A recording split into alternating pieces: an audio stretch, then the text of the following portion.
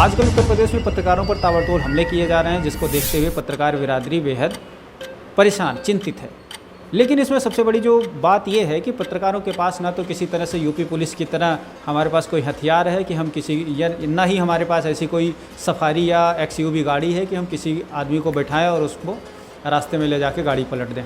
हमारे पास ऐसा कोई हथियार भी नहीं है। आइए एक नज़र डालते हैं उत्तर प्रदेश ही नहीं बल्कि पूरे देश में अब तक जो पत्रकारों पर जितने भी हमले हुए हैं उनसे संबंधित एक रिपोर्ट देखते हैं, उसके बाद आपसे बातचीत करते हैं। प्रेस की आज़ादी के मामले में देश की राजधानी में हालात इमरजेंसी के दिनों से भी बदतर हो चुके हैं। पिछले 2.5 महीने में अकेले दिल्ली में करीब 3 दर्जन पत्रकारों के हमले हुए हैं। इनमें ज्यादातर पत्रकार राष्ट्रीय मीडिया के हैं जो दिल्ली एनसीआर में काम करते हैं। इन हमलों में गिरफ्तारी और हिरासत से लेकर गोली मारने, मारपीट, काम करने से रोके जाने, शर्मिंदा किए जाने, वाहन चलाए जाने से लेकर धमकाने और जबरन धार्मिक नारे लगवाने जैसे उत्पीड़न शामिल हैं। हमलावरों में पुलिस से लेकर उन्मादी भीड़ तक बराबर की हिस्सेदारी में है। यह बात पत्रकारों पर हमले के विरुद्ध गठित की गई एक समिति के द्वारा जारी की गई एक रिपोर्ट में सामने आई है। रिपब्लिक इन पेरिल नाम की यह रिपोर्ट दिल्ली के प्रेस क्लब ऑफ इंडिया में जारी की गई थी पिछले दिनों। वरिष्ठ पत्रकार और कमेटी के संरक्षक आनंद स्वरूप वर्मा, अंग्रेजी पत्रिका कारवां के राजनीतिक संपादक हरतोष सिंह बल और all India women press corps की अध्यक्ष टी.के. राजलक्ष्मी ने रिपोर्ट को रिलीज करते हुए प्रेस को संबोधित भी किया था। रिपोर्ट में दिसंबर से लेकर फरवरी के बीच पत्रकारों पर हमले के 3 चरण गिनाए हैं। पहला चरण नागरिकता संशोधन कानून के संसद द्वारा पारित किए जाने के बाद जामिया के प्रोटेस्ट से शुरू होता है। इस बीच प्रेस पर सबसे ज्यादा हमले 15 दिसंबर से लेकर के 20 दिसंबर के बीच हुए हैं। इन हमलों में भीड़ और पुलिस दोनों बराबर की भूमिका में रही है। हमले का दूसरा चरण 5 जनवरी को जेएनयू परिसर में नकाबपोशों के हमले के दौरान सामने आया है, जब जेएनयू गेट के बाहर घटना की कवरेज करने गए पत्रकारों को भीड़ द्वारा डराया और धमकाया गया। साथ ही नारे लगाने के लिए भी दबाव बनाया गया। पीड़ित पत्रकारों की गवाहियों के सामने आया है कि इस पूरे प्रकरण में पुलिस मूक दर्शक बनकर सिर्फ और सिर्फ मामले को देखती रही। रिपोर्ट कहती है कि दिसंबर और जनवरी की ये घटनाएं ही मिलकर फरवरी में उत्तर पूर्वी दिल्ली में हुई व्यापक हिंसा में तब्दील हो गई, जब खुलेआम पत्रकारों को उनकी धार्मिक पहचान साबित करने तक को बाध्य किया गया। 2 दिनों से 24 और 25 फरवरी के बीच ही कम से कम 1.5 दर्जन रिपोर्टर्स को कवरेज के दौरान हमले का सामना करना पड़ा है। जेके न्यूज़ 24 के आकाश नापा की तो सीधे गोली ही मार दी गई थी। दिल्ली की इस हिंसा के दौरान सताए गए राष्ट्रीय मीडिया के पत्रकारों ने अपनी आपबीती अलग अलग मंचों और सोशल मीडिया पर सुनाई है। समिति की यह रिपोर्ट इन्हीं आपबीती और रिपोर्ट्स पर आधारित है। पत्रकारों पर हमले के खिलाफ समिति जल्द ही 2019 में पत्रकारों पर हुए हमले की एक सालाना रिपोर्ट भी प्रकाशित करेगी। इससे पहले दिसंबर 2020 के अंत में सीएए विरोधी आंदोलन में प्रताड़ित पत्रकारों की एक संक्षिप्त सूची समिति ने प्रकाशित की थी। आपको बता दें कि हाल ही में गाजियाबाद में एक पत्रकार की गोली मार दी गई थी, जिसकी इलाज के दौरान मौत हो गई थी। इस मामले में भी पुलिस की घोर लापरवाही सामने आई है। बताया जा रहा है कि पत्रकार अपनी बहन के यहाँ से अपनी बेटियों के साथ लौट रहा था और रास्ते में 4-5 बदमाशों ने मिलकर पहले उसकी पिटाई की और फिर सर में गोली मार दी थी। बता दें कि पत्रकारों पर हो रहे ये हमले कोई नई बात नहीं है। उत्तर प्रदेश में पुलिस प्रशासन और सरकार ने भी पत्रकारों पर बदले की भावना से लगातार हमले किए हैं और इस हमले के विरोध में पत्रकार हमेशा डटा रहा है, चट्टान की तरह, पत्थरों की तरह। गाजियाबाद में एक पत्रकार की दिन दहाड़े हत्या कर देना ये बताता है कि किस तरीके से उत्तर प्रदेश में कानून व्यवस्था ध्वस्त हो चुकी है।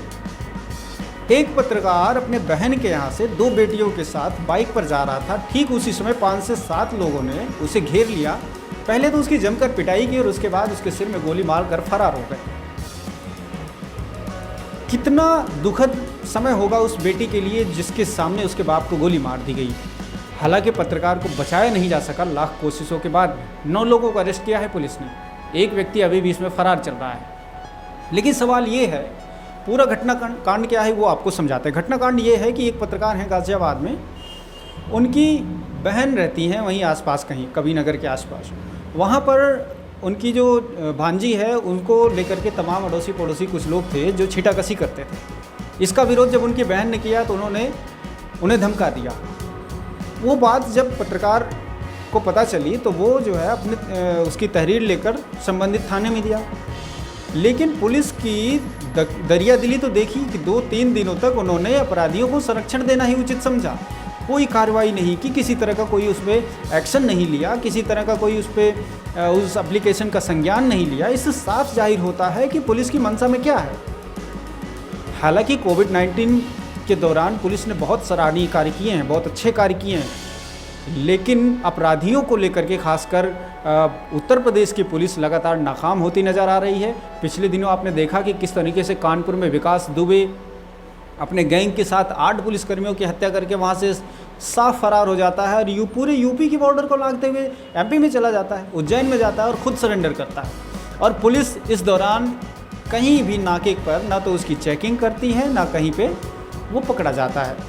अब सबसे बड़ा सवाल ये है कि पिछले दिनों एडीजी ने भी ये कहा था, जो गाज़ियाबाद के नोडल अधिकारी हैं उन्होंने भी ये कहा था कि उत्तर प्रदेश में जो गाज़ियाबाद की पुलिस है वो आगे चल रही है, लेकिन हम अपराधियों को न्याय दिला पाने में कहीं ना कहीं पीछे हैं, हमें इसमें सुधार करने की गुंजाइश है। और मीटिंग में हमने इन सब सारे मुद्दों पर बातचीत की है। लेकिन जो उनके अधीनस्थ हैं उन्होंने तो अपने कानों में बिल्कुल तेल ही डाल के बैठ गए हैं। ऐसा लगता है कि वो उनके जो सरकारी लोग हैं, जो उनके ऑफिसर्स हैं, जो कार्यपालिका है, वो उसके आदेशों का कुछ मानना ही नहीं है इनके लिए। खासकर हम उन आईओ इन्वेस्टिगेशन ऑफिसर्स के लिए कहना चाहेंगे जो उत्तर प्रदेश में, जिनको कोर्ट ने इतनी छूट दे रखी है कि इनके काम में कोई हस्तक्षेप नहीं करेगा। ऐसे लोग जो निरंकुश हो जाते हैं और जब उनके पास किसी तरह का मैटर आता है तो वो और तरीके से निरंकुश हो जाते हैं, और जब तक कुछ उनको चढ़ावा नहीं मिलता है तब तक वो किसी तरीके का कार्रवाई करने में बिल्कुल पीछे रह जाते हैं। ठीक यही प्रक्रिया अपनाई गई है इस पत्रकार के हत्याकांड के पीछे। अगर समय रहते उन अपराधियों के, उन छीटाकशी करने वालों के, उन भ्रष्ट और क्या कहें उनको, उन लोगों के खिलाफ अगर पुलिस तुरंत कार्रवाई करती, कुछ एक आध लोगों को गिरफ्तार करती, एक आध लोगों को सख्ती से पेश आती, तो शायद उनके हौसले इतने बुलंद ना होते। 4-5 दिन बीत गए तहरीर देने के बाद भी, और जब अपराधियों को ये लगा कि अच्छा पत्रकार साहब की बात भी पुलिस वाले नहीं मान रहे हैं, इसका मतलब ये है कि इन्हें हम कूट भी देंगे तब भी नहीं मानेंगे। ठीक वही किया उन्होंने। अपनी बहन के यहाँ से दोनों बेटियों के साथ वो अपने घर आ रहा था, अचानक 5-7 लोगों ने ताबड़तोड़ हमले कर दिए, उसकी पिटाई की, उसके सर में गोली मार के फरार हो गए उनकी दोनों बच्चियों के सामने। आप सोचिए कि छोटी सी बच्ची कितने दुख में होगी, कितनी परेशानी होगी, उसके सामने उसके पिता की हत्या कर दी गई। हालांकि उत्तर प्रदेश के मुख्यमंत्री योगी आदित्यनाथ ने मामले का संज्ञान लिया है और उसके परिजन को 10 लाख रुपए की मुआवजा राशि सहायता के रूप में देने का ऐलान किया है, और वहीं पर उनकी पत्नी को नौकरी देने का ऐलान किया है। ये काबिल तारीफ़ है, ये प्रशंसा की पात्र हैं मुख्यमंत्री योगी आदित्यनाथ जी। लेकिन सबसे बड़ा सवाल वहीं आकर अटक रहा है कि क्या अपने पुलिस विभाग को सुधारेंगे नहीं आप? पुलिस विभाग के चलते तमाम लोग मौत के शिकार होते चले जा रहे हैं। अपराधियों का एनकाउंटर की प्रथा चलने के बाद क्लीन यूपी की प्रक्रिया शुरू है, लेकिन उसके बावजूद भी अपराधियों के हौसले इतने बुलंद हो रहे हैं। पिछले दिनों मवाना में एक अपराधी पकड़ा गया। जब पत्रकारों ने उसकी फ़ोटो लेने की, उसकी फ़ोटोग्राफी या वीडियो बनाने की चक्कर में थोड़ी सी धक्का मुक्की हुई तो वो सीधे तौर पर धमकी दे रहा है, पीछे होके वीडियो कर, रिकॉर्डिंग कर।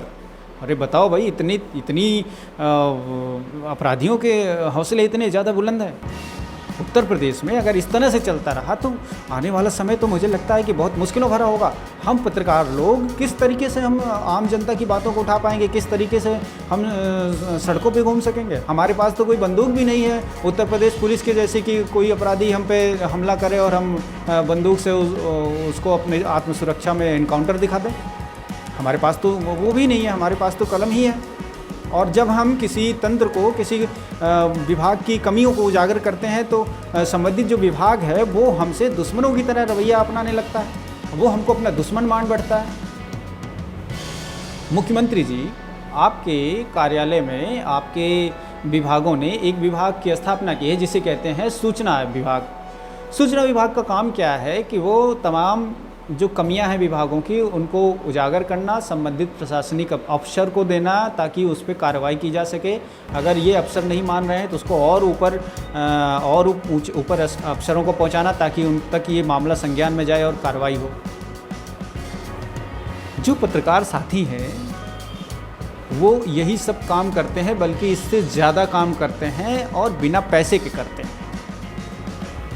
लेकिन जो संबंधित विभाग है जिसकी कमियां उजागर की जाती हैं वो हमारा दुश्मन बन बैठता है।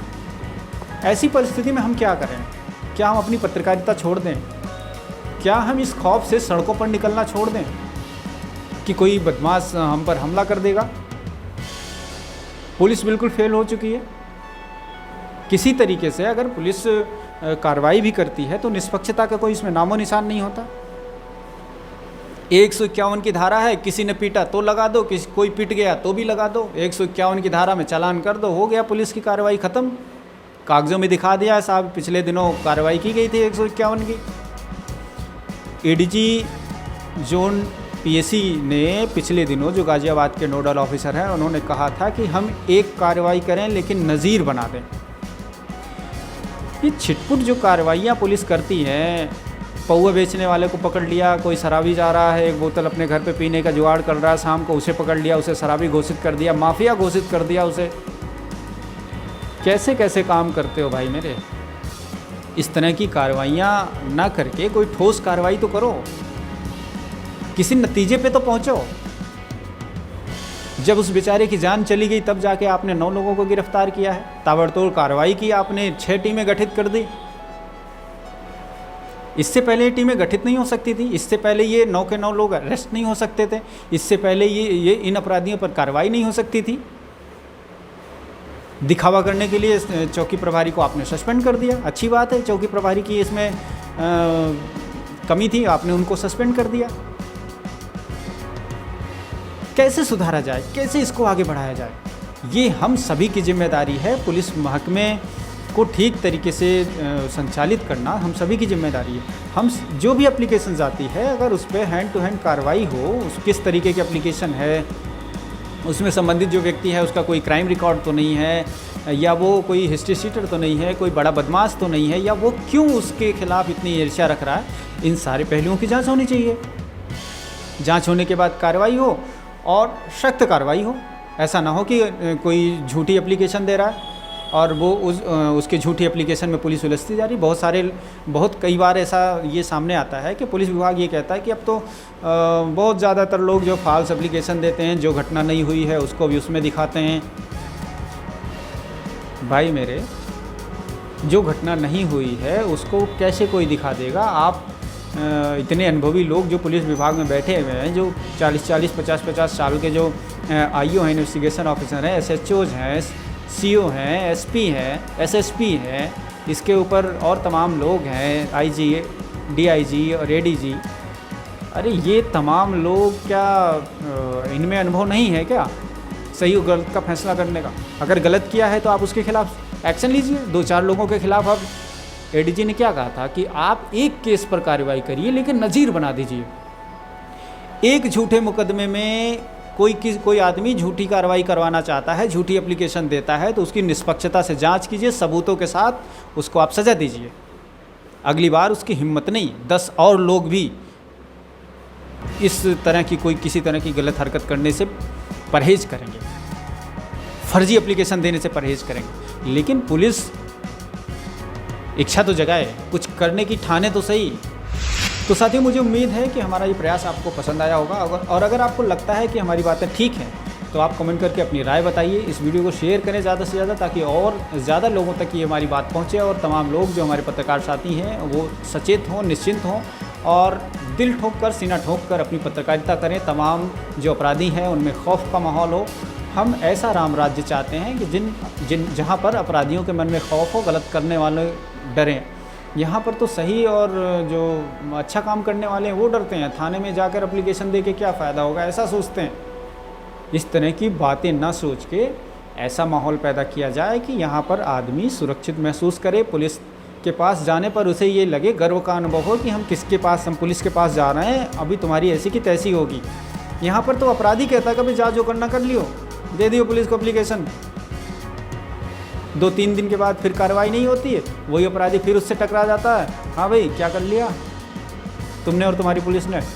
तो इस तरह की चीज़ों पे लगाम लगाइए, तब जाके पुलिस की छवि सुधरेगी और तभी जाके कुछ ना कुछ इसका निष्कर्ष निकल पाएगा। मिलेंगे किसी और एपिसोड में। शुक्रिया।